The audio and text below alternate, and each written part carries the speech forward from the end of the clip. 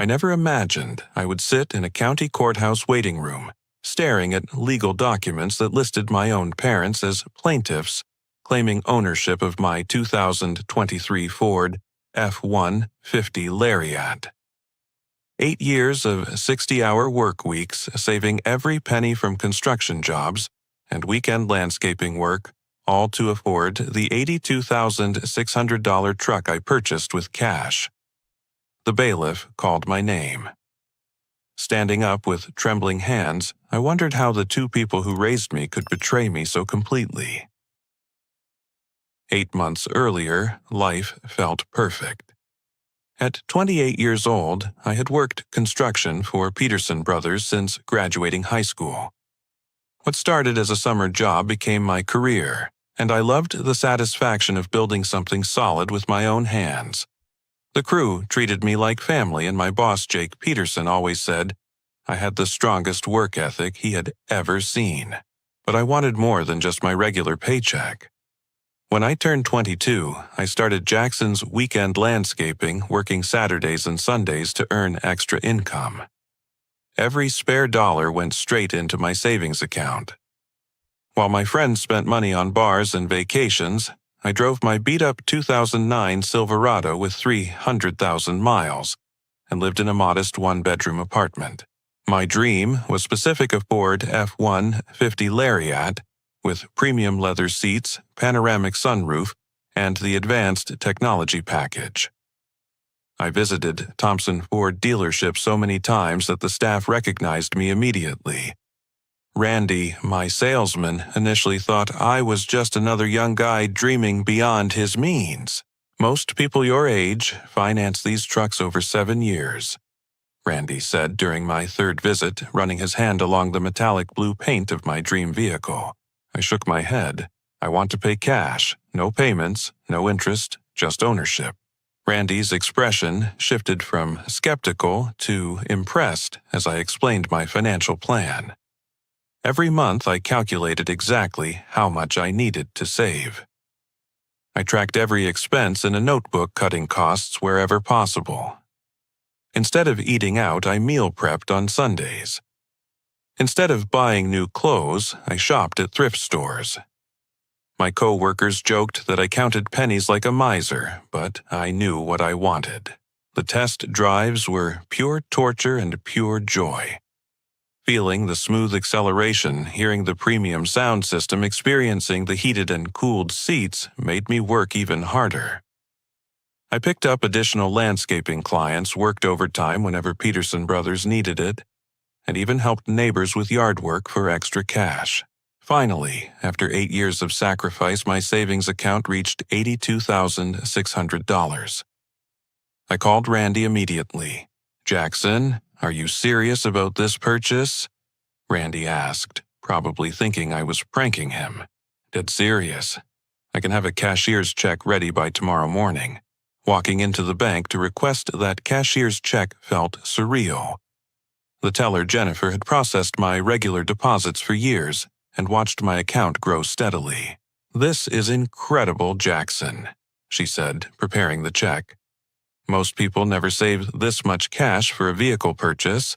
The next morning at Thompson Ford, Randy had my truck detailed to perfection. Every surface gleamed, and the new car smell was intoxicating. When I handed over the cashier's check, Randy grinned wider than I had ever seen. "In 23 years of selling cars, I have never had someone your age pay cash for a truck this expensive," he said, shaking my hand. "You should be proud of what you have accomplished." Driving off the lot, I felt pure euphoria. The truck handled like a dream, and every feature exceeded my expectations. I immediately called my parents, Bill and Susan, to share the news. "Dad, I finally did it. I bought the truck." The silence stretched longer than normal. "Which truck, Jackson?" "The Ford F-150 Lariat I have been saving for. $82,600 paid in full." Another pause. "That seems like an awful lot of money for a truck." My excitement deflated slightly. "But Dad, I saved for 8 years. I worked weekends, overtime, everything. "Well, I hope you know what you are doing," he said, his tone cool and distant. When I spoke to my mother, her reaction was equally puzzling. Jackson? Honey, are you sure you can afford such an expensive purchase? What about emergency savings? Mom, I still have money left over. I planned this carefully. It just seems very extravagant for someone your age. Your father and I never spent that much on a vehicle. Their responses confused me. I expected celebration pride, maybe even excitement to see the truck. Instead, they seemed concerned, almost disapproving. When I offered to bring the truck over for them to see, they made excuses about being busy. I tried to shake off their negative reaction, but it lingered in the back of my mind. These were the people who taught me the value of hard work, saving money, and setting goals. Why were they not happy about my achievement? 2 weeks later, my father called with an unusual request. "Jackson, your mother and I need to borrow your truck for the weekend. We want to visit Susan's sister in Phoenix, and our car needs some work done." Something felt off about the request. "What kind of work does your car need?" "Just some engine trouble. Nothing major, but we do not want to risk breaking down on the highway." I hesitated. The truck was my pride and joy, and I had never let anyone else drive it. But these were my parents, and family helped family. I guess that would be okay. When do you need it? This Friday evening would be perfect. We will have it back Sunday night. Against every instinct, I agreed. Looking back, that decision changed everything. Friday evening, my parents arrived at my apartment to pick up the truck. My father inspected it thoroughly, asking detailed questions about the insurance coverage. "You have full coverage, right?" "What about comprehensive and collision?" "Of course, Dad. I have the best insurance money can buy. Why are you asking?" "Just want to make sure we are protected in case anything happens." His questions made me uncomfortable, but I attributed it to parental caution. I handed over the keys and watched them drive away in my beautiful truck. Saturday morning, my phone rang at 7:30. "Jackson, it's your father. Quick question about the insurance. Does it cover rental car reimbursement if something happens to the truck? Why would you need a rental car? You are just driving to Phoenix and back." "No reason, just curious about the coverage details." The conversation felt strange, but I answered his questions and went about my day. Saturday afternoon, my mother called with an equally bizarre inquiry. "Honey, we were wondering about the paperwork situation with the truck. Do you have the title with you?" "The title? Why would you need to know about the title?" "Oh, we were just curious. You know how these things work when you are driving someone else's vehicle." "Mom, the title is in my name only. It is locked in my safe at home." "Is there a problem?" "No problem at all, sweetheart. Just making conversation." By Sunday evening, anxiety gnawed at my stomach. My parents had not called to confirm their return time, and they were not answering their phones. I tried calling repeatedly, but every call went straight to voicemail. Monday morning, I called in sick to work and drove my old Silverado to their house. Their car sat in the driveway looking perfectly fine. No signs of engine trouble or recent repairs. I knocked on the front door, my heart pounding. "Jackson," my mother said, opening the door with forced cheerfulness. "What brings you by?" "Where is my truck, Mom? You were supposed to return it last night." She glanced nervously over her shoulder. "Oh, we had some car trouble on the way back. We need to keep the truck a few more days." "Car trouble? Your car is sitting right there in the driveway." My father appeared behind her, his face defensive. "We had trouble in Phoenix, not here. We managed to get the car home, but we still need your truck for a few days. Dad, I need my truck back. I have work, I have responsibilities. It will just be a couple more days, son." Family helps family, right? The phrase stung because I had used those exact words to convince myself to lend them the truck. Something was very wrong, but I could not put my finger on what. "I want my truck back now." My mother started crying and my father's face hardened. "Look, Jackson, we are in a bit of a situation. We use the truck as collateral for a loan. The world stopped spinning. You did what? We needed money quickly and the truck was sitting there. We put it up as collateral for $25,000. How could you do that? It is not your truck. My father's voice rose. We raised you, fed you, clothed you for 18 years. The least you can do is help us when we need it. Help you. You committed fraud. You cannot use someone else's property as collateral without their permission. My mother continued sobbing. We did not think you would mind. You have so much money and we are struggling with what you never told me you were having financial problems. My father looked away. Credit cards, mortgage payments, other debts. We are behind on everything. So you stole my truck. We did not steal anything. We just borrowed it and used it to solve our problems by forging documents to make it look like you owned it. The admission hung in the air. My parents had committed multiple felonies using my truck as collateral for a loan they obtained through fraud. The loan company now had legal claim to my vehicle, and my parents had no way to repay $25,000. Jackson, please, my mother begged. You can help us make the payments. We are family.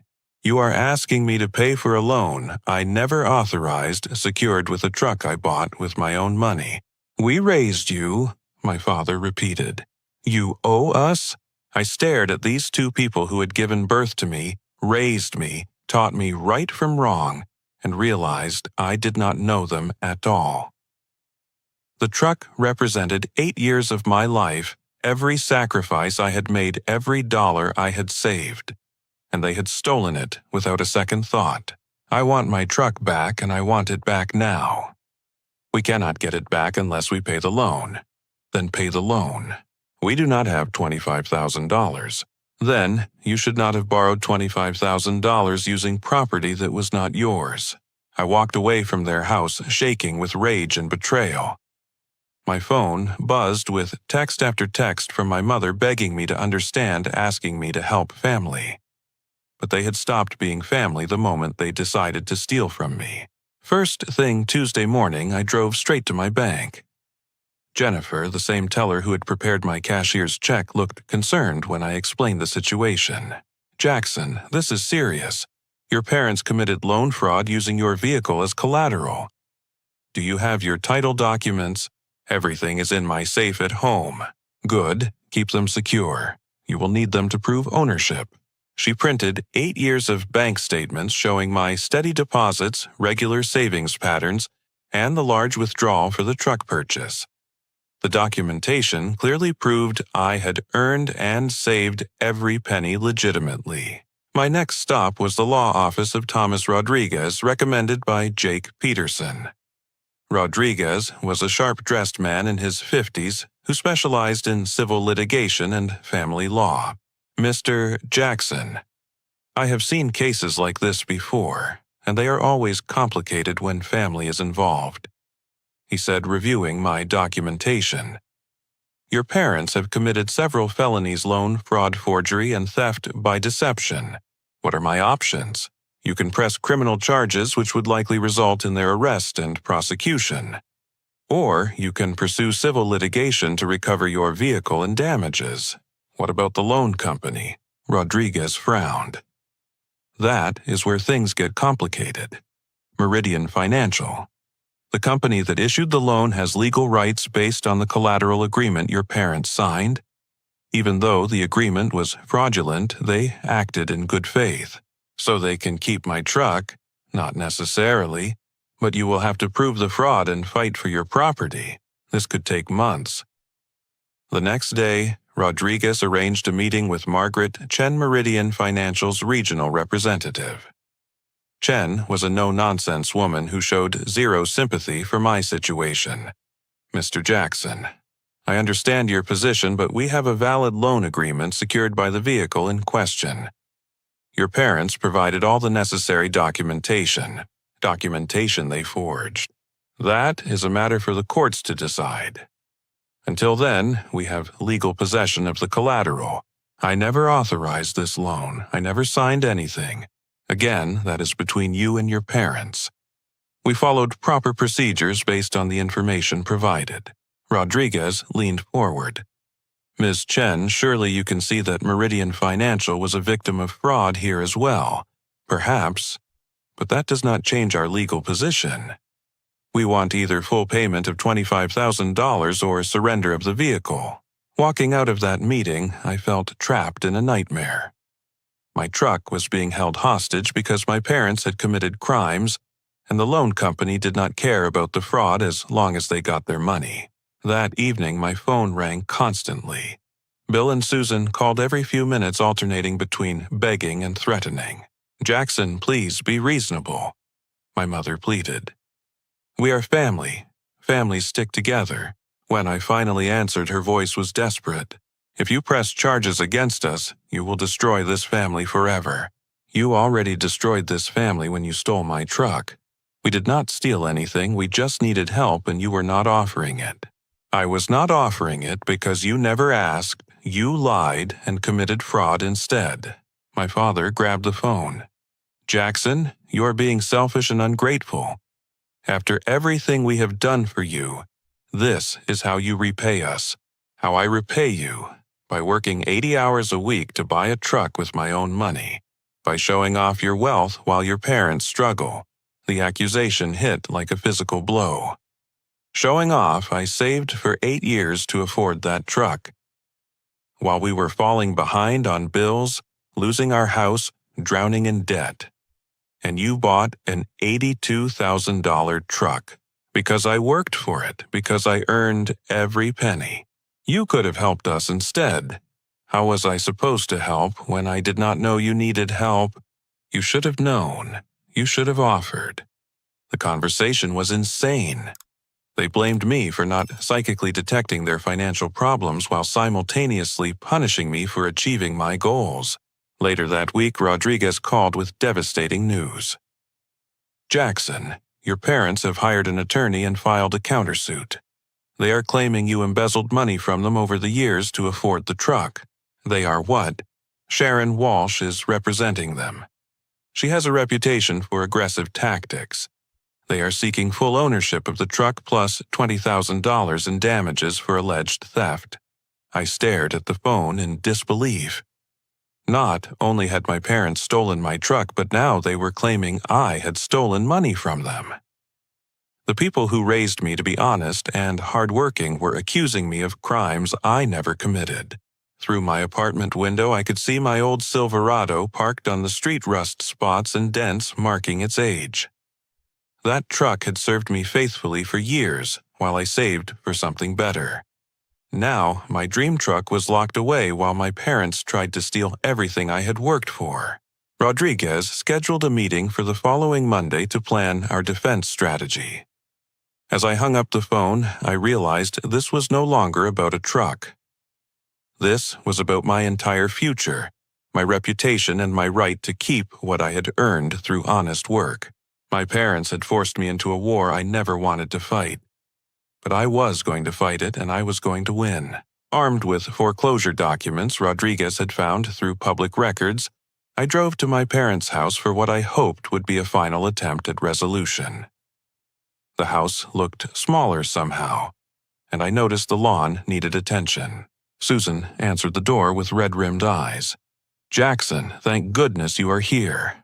We need to talk and we need to be honest." Bill appeared in the hallway, his face haggard.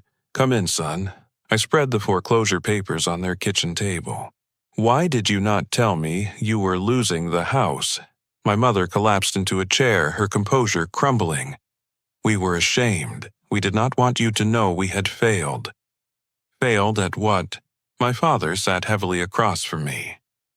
"At everything. I lost my sales job 8 months ago.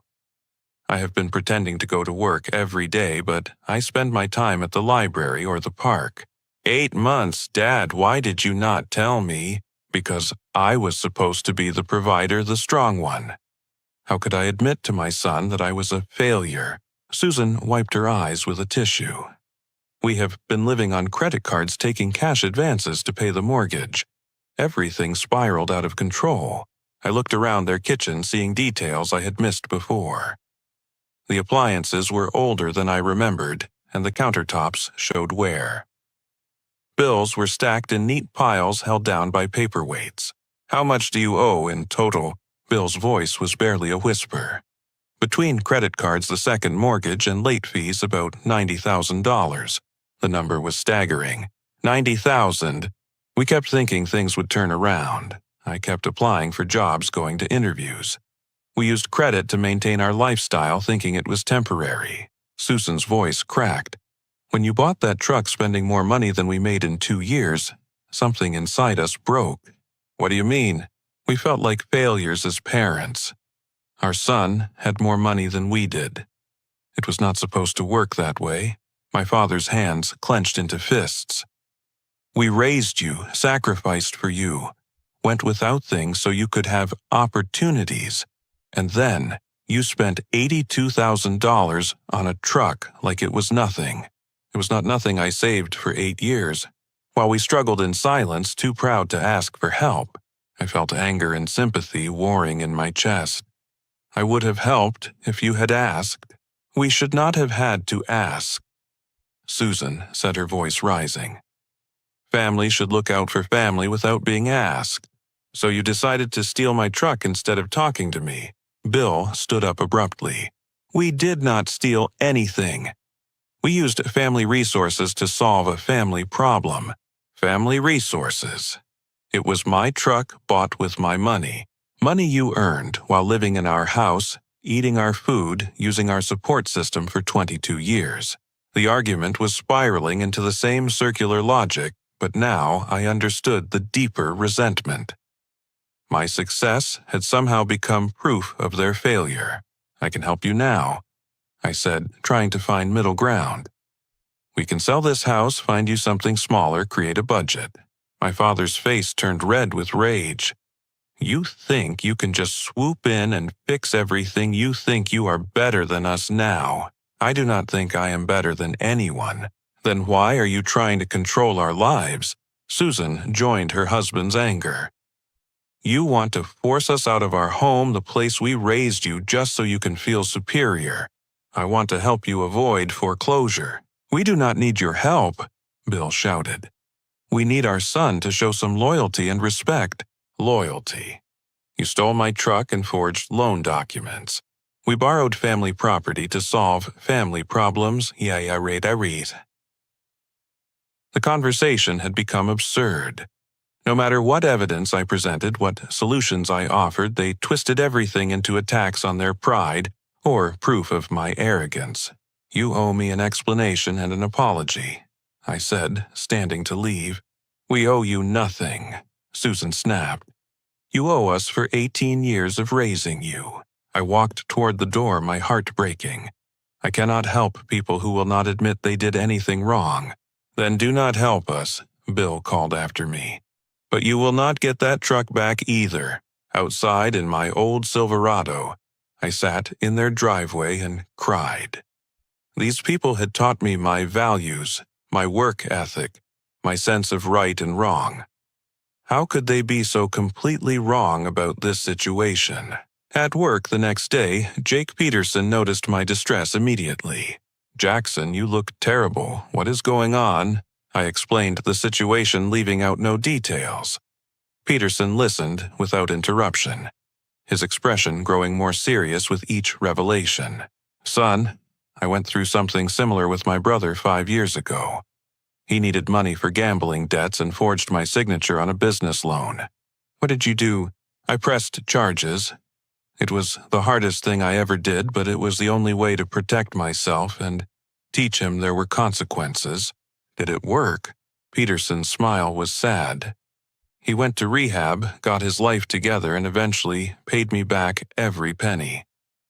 We have a relationship now, but it took 3 years of him proving he had changed. My parents think I am being selfish. Jackson, enabling someone's bad behavior is not love. It is cowardice disguised as kindness."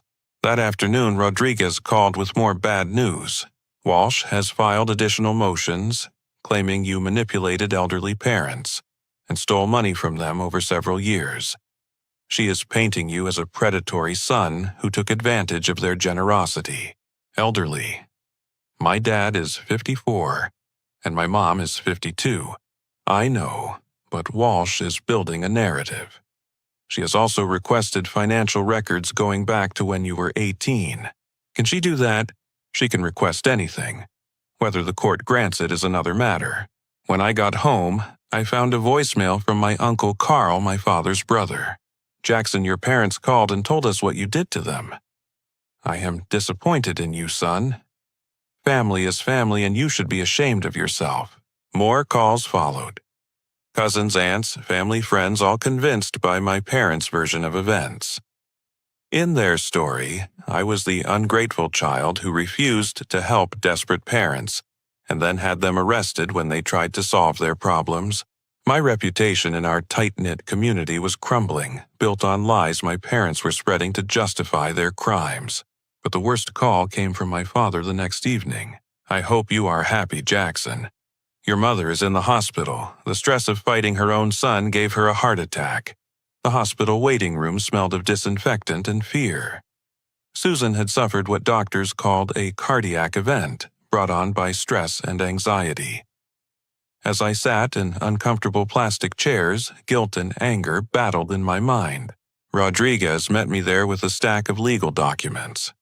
Jackson, I know this is difficult timing, but Walsh has accelerated her filings. She is using your mother's hospitalization to paint you as someone who attacks family members.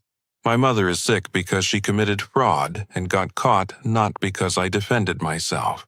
I agree, but Walsh is spinning it differently. She has filed for an emergency injunction to prevent you from pursuing criminal charges while your mother recovers. Dr. Patricia Williams emerged from the cardiac unit, her expression professional but compassionate. Your mother is stable.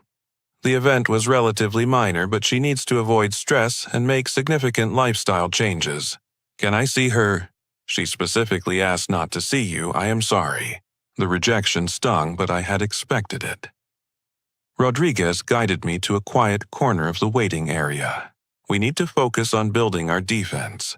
The bank has provided 8 years of your financial records, and Peterson Brothers has given us your complete employment history. What about the loan company? Meridian Financial is cooperating. They want this resolved as much as we do. They have provided copies of all the fraudulent documents your parents submitted. Over the next week, we assembled our evidence like building a fortress. My tax returns showed consistent income from construction work and my landscaping business. Bank statements proved every deposit, every savings milestone, every legitimate dollar I had earned. Peterson provided character references from clients, co-workers, and suppliers who had worked with me over the years. His letter to the court was particularly powerful. Jackson Miller has worked for Peterson Brothers Construction for 10 years. In that time, he has never missed a day without calling, never failed to complete a project on time, and has earned the respect of everyone who knows him. His integrity is unquestionable, and his work ethic is unmatched among young people I have employed. But Walsh was not sitting idle. She began contacting my friends, co-workers, and former clients, fishing for information that could damage my reputation. Jackson, someone called asking questions about you and your landscaping business, said Maria Santos, one of my regular landscaping clients. She wanted to know if you ever overcharged or did shoddy work. What did you tell her? The truth, that you are the most honest, hardworking person I know. But Jackson, what is this about? Explaining the situation to clients and friends was humiliating, but their support was overwhelming. Every person Walsh contacted provided glowing character references instead of the dirt she was seeking. Meanwhile, my relationship with Amanda deepened as she witnessed my integrity under pressure. We had been dating for 6 months, but the crisis revealed her true character, Jackson. I watched my parents go through a nasty divorce when I was 16. I know what family legal battles look like, and I know the difference between right and wrong. You are doing the right thing. It does not feel like it when my mother is in the hospital. Your mother is in the hospital because she and your father made terrible decisions and got caught. That is not your fault. Amanda's support meant everything, but the stress was affecting my work performance. I made a measurement error on a Peterson Brothers project that cost the company $2,000 in wasted materials. Jake Peterson called me into his office the next morning. "Jackson, you are human. Everyone makes mistakes under pressure, but I cannot have you working construction when your mind is somewhere else." My heart sank. "Are you firing me? I am giving you paid administrative leave until this legal situation is resolved. The company has a fund for employees dealing with family emergencies and you qualify. Jake, I cannot accept charity. It is not charity. It is an investment in a valuable employee who is going through temporary difficulties." Peterson's generosity was humbling, but it also gave me time to focus entirely on the legal battle. Rodriguez hired private investigator Carlos Mendez to dig deeper into my parents' finances. What Mendez discovered was shocking. "Jackson, your father has been working under-the-table construction jobs for 2 months while collecting unemployment benefits. That is fraud. Are you sure? I have photographs of him working job sites and I spoke to the contractors paying him cash. What else? Your mother has a secret savings account with $8,000 from selling family antiques and jewelry. She has been hiding assets while claiming poverty." The evidence of my parents' deception kept mounting. Mendez found internet search histories showing they had researched how to use someone else's vehicle as loan collateral. Text messages between them discussed teaching Jackson a lesson and making him share his wealth. Most damaging of all, Mendez discovered that Walsh had been coaching my parents to expand their false claims against me. "She told them to claim you stole money over several years, not just that you refused to help them," Mendez explained. "She is manufacturing a case that does not exist." Rodriguez prepared our countersuit meticulously. We were seeking return of the truck payment of all legal fees and damages for defamation and intentional infliction of emotional distress. "Jackson, your parents have forced us into a nuclear option. But given the evidence we have, I believe we can prove not only that they committed fraud, but that their attorney has been encouraging them to lie."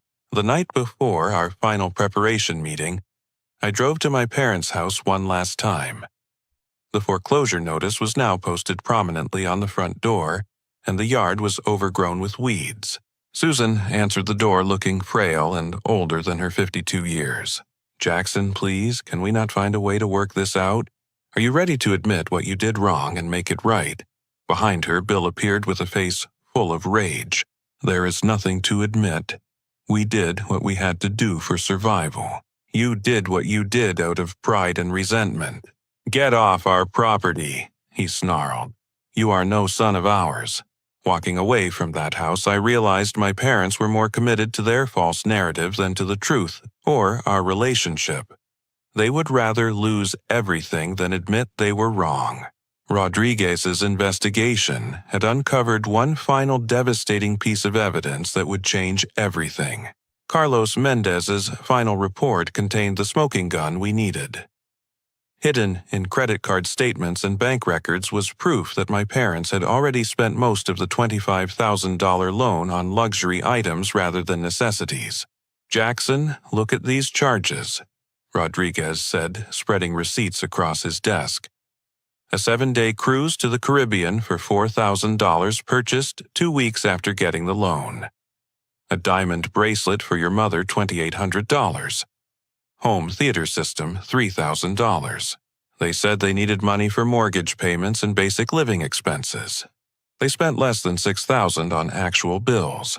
The rest went to items they wanted but could never afford." The evidence destroyed their claims of desperation. While Susan was in the hospital claiming stress from fighting her own son, she had been wearing a diamond bracelet bought with money stolen from me. This proves they were not desperate victims trying to save their home. They were opportunistic thieves who saw your success as something they deserved to share without earning it. Mendez had also uncovered evidence of Walsh's coaching. Recorded phone calls showed her encouraging my parents to expand their false claims against me. She told them to say you had been taking money from them since you were 18. She helped them create a timeline of alleged theft that never happened. Can we use that in court? Absolutely. It proves both fraud and suborning perjury. 3 days before the hearing, I attempted one final reconciliation with my parents. I drove to their house with a comprehensive settlement offer prepared by Rodriguez. They could drop all false claims against me, return my truck, and accept my help restructuring their debts. I would not press criminal charges, and I would loan them money to avoid foreclosure if they entered financial counseling. Bill answered the door with Walsh standing behind him. Mr. Jackson. Walsh said before I could speak, any communication needs to go through me. I am trying to offer my parents a way out of this mess without going to court. Your parents have made their position clear. They want what is rightfully theirs. Rightfully theirs. They stole my truck. Walsh's smile was cold and professional. Your parents invested 18 years in raising you. They consider your success partially theirs. My success belongs to me because I worked for it. That is a matter of opinion. Behind Walsh, I could see my parents standing in their living room surrounded by the luxury items they had purchased with stolen money. The home theater system dominated one wall, and Susan wore the diamond bracelet even though she was supposedly recovering from a stress-induced heart attack. Bill, Susan, this is your last chance to do the right thing. My father stepped forward, his face hard with pride and resentment. The right thing is for you to take care of your family like we took care of you. I offered to take care of you. You chose to steal from me instead. We chose to claim what we were owed. You were owed nothing. You chose to have children, and that came with responsibilities you fulfilled because it was your legal and moral obligation. Susan's voice was bitter. So we get nothing for 18 years of sacrifice. You get the satisfaction of raising a son who became successful through hard work and honesty. You get to be proud of what you accomplished as parents. We get to watch our son ignore our needs while spending money like water.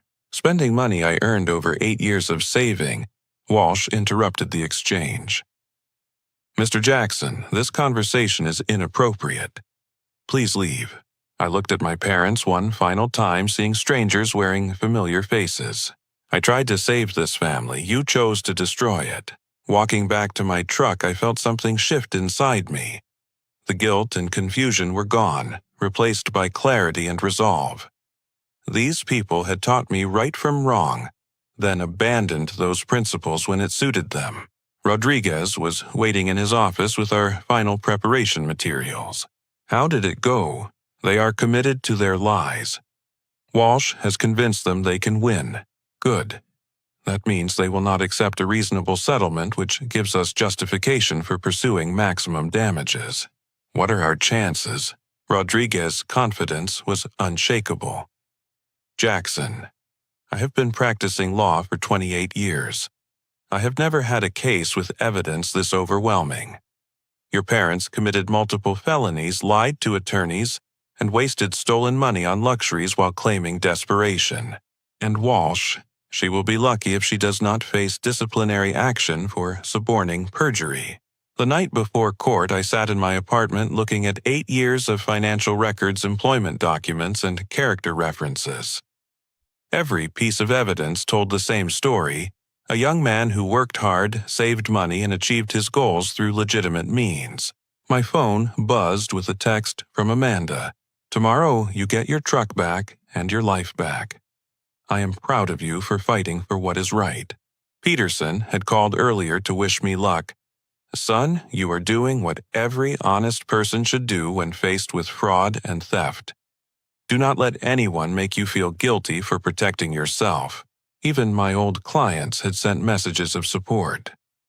Maria Santos had written, Jackson, you landscaped our yard with such care and precision. That same integrity will carry you through this legal battle. As I fell asleep, I thought about the 8-year journey that had led to this moment. Every early morning, every overtime shift, every weekend spent working instead of relaxing had brought me to this point. I had earned the right to own that truck through honest labor, and I would not let thieves steal it, regardless of what DNA we shared. Tomorrow, justice would finally be served. The courthouse was packed with family members, friends, and supporters when I arrived that morning. Amanda squeezed my hand as we walked past my Uncle Carl, who refused to make eye contact. Some family relationships might never heal, but I had learned to value the people who supported truth over blood ties. Judge Patricia Harrison presided over the hearing with stern efficiency.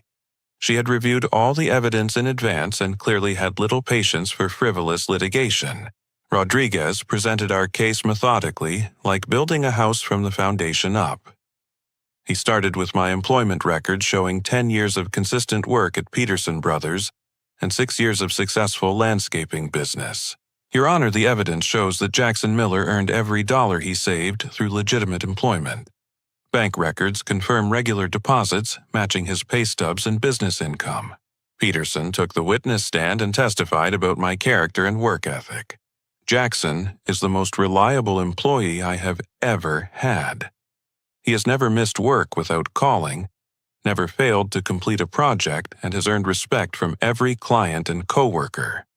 His integrity is absolute. When Rodriguez presented the truck purchase documentation, the legitimacy was undeniable. The dealership sales records, cashier's check insurance documents, and title registration all proved I had bought the vehicle legally with my own money. Then came the devastating evidence of my parents' fraud. Rodriguez displayed copies of the forged loan documents complete with fabricated signatures, claiming I had given them the truck as a gift. Your Honor, these documents were created by the defendants to defraud Meridian Financial into believing they owned Mr. Miller's vehicle. Walsh attempted to object, but Judge Harrison overruled her immediately. Counselor, I have reviewed these documents extensively. The fraud is obvious and well documented. Carlos Mendez testified about his investigation, presenting evidence of my parents' luxury purchases with the stolen money. Defendants claimed they needed the loan proceeds for basic living expenses and mortgage payments. However, credit card records show they spent over $19,000 on cruise vacations, jewelry, electronics, and other non-essential items. The judge's expression grew increasingly stern as she reviewed the receipts and photographs. When Rodriguez presented the recorded conversations between Walsh and my parents, the courtroom fell silent. Your Honor, these recordings prove that defendant's attorney coached them to expand their false claims against Mr. Miller. She encouraged them to allege theft that never occurred. Walsh's face went pale as her own voice played back clearly, instructing my parents to claim I had been stealing from them for years. Judge Harrison's voice was ice cold. Counselor Walsh, I will address your conduct separately after this hearing. Bill and Susan took the witness stand looking defeated before they even began testifying. Under Rodriguez's cross-examination, their story collapsed completely. Mr. Miller, you testified that your son stole money from you over several years. Can you provide any evidence of this alleged theft? Well, he should have been helping us financially. That is not what I asked. Do you have evidence of actual theft? He was selfish with his money. Again, do you have evidence of a theft, yes or no? No. So you lied in your complaint to this court. Bill's voice was barely audible. We thought it was true in spirit. Rodriguez turned to Susan. Mrs. Miller, you testified that you needed the loan proceeds for basic living expenses. Yet evidence shows you spent $2,800 on jewelry and $4,000 on a cruise vacation. Can you explain this discrepancy? Susan started crying, but could not provide any coherent explanation. Judge Harrison had heard enough. I have presided over family disputes for 15 years, and this case represents one of the most clear-cut examples of fraud and theft I have encountered. The evidence overwhelmingly proves that defendants committed loan fraud using property belonging to their son. She turned to address my parents directly. Mr. and Mrs. Miller, you have committed multiple felonies against your own child. You forged documents, defrauded a financial institution, and then compounded your crimes by filing false allegations against the victim of your theft. Your Honor, Bill interrupted, "We are his parents. We raised him. And that makes your crimes more despicable, not less. Parents are supposed to protect their children, not steal from them." Judge Harrison's ruling was swift and comprehensive. I hereby order the immediate return of the 2023 Ford F-150 Lariat to Jackson Miller, who is the rightful and legal owner. Defendants are ordered to satisfy the fraudulent loan with Meridian Financial within 30 days or face criminal prosecution. Furthermore, defendants are ordered to pay all of plaintiff's legal fees and court costs totaling $38,000. Finally, I am awarding damages to Mr. Miller for defamation and intentional infliction of emotional distress in the amount of $15,000. Ms. Walsh, you will remain after this hearing to discuss potential disciplinary action for suborning perjury. As the gavel fell, I felt 8 months of stress and anger drain from my body. Amanda hugged me tightly while Peterson clapped me on the back. "Son, you fought for what was right and won. That takes courage." My parents sat at their table looking stunned and defeated. Susan was crying, but Bill stared straight ahead with the same stubborn pride that had caused this entire mess. Outside the courthouse, Rodriguez shook my hand with genuine satisfaction. "Jackson, justice was served today. Your integrity and perseverance paid off. What happens next? Meridian Financial will release your truck immediately. Your parents have 30 days to pay their fraudulent loan or face criminal charges. Given their financial situation, prosecution is likely. That afternoon, I drove to Meridian Financial's lot to reclaim my truck. Seeing it again, after 8 months, felt surreal. Randy from the dealership had arranged for professional detailing, and it looked exactly as I remembered. Driving home in my Ford F-150 Lariat, I reflected on the journey that had brought me to this moment. The truck represented more than transportation. It symbolized the principle that hard work and honesty would be rewarded, that people could not simply steal what others had earned. Over the following weeks, my reputation in the community was fully restored as the truth spread. Uncle Carl called to apologize along with other family members who had believed my parents' lies. "Jackson, we should have known better. Your character speaks for itself." Peterson promoted me to project supervisor, recognizing that I had proven my integrity under the most intense pressure possible. "Son, anyone can be honest when it is easy. You showed honesty when it cost you everything. And that is the kind of character we need in leadership." My relationship with Amanda deepened as we both realized we had found partners who would stand by each other through any crisis. "Jackson, watching you fight for what was right taught me what kind of person you really are. That means everything to me." 3 months later, I visited my parents' house one final time. They had lost their home to foreclosure and were living in a small apartment across town. I found them looking older, defeated, and bitter. "I came to offer you one last chance at a relationship," I said. "But it has to be based on honesty and mutual respect." Susan looked up hopefully, but Bill's face remained hard. "We do not need anything from you.